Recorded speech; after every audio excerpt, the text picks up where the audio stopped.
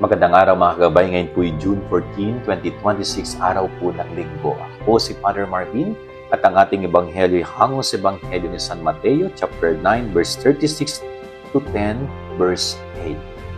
Ipinapaalala po ng ebanghelyo na ito na marami ang gawain sa misyon ni Jesus.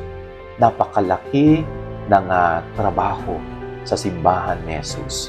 At dahil marami ang gawain, ibig sabihin nangangailangan ng maraming gagawa. At ito po ay panawagan sa lahat ng mga nais maglingkod kay Jesus. Kaya ito po ay pagkakataon din sa atin na pagnilayan natin sa ating sarili. Ano ba ang aking naiko-contribute? Ano bang aking nagagawa para sa misyon ng simbahan?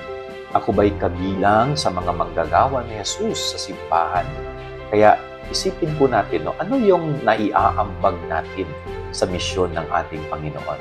Kung wala pa, maganda po itong paalala sa atin, sikapin natin na maging bahagi ng mga gawain at tungkulin at misyon ni Jesus sa simbahan. Yan ang ating gabay-araw ngayong maghapon. God bless po sa inyo lahat. Pagpalain kayo ng Panginoon.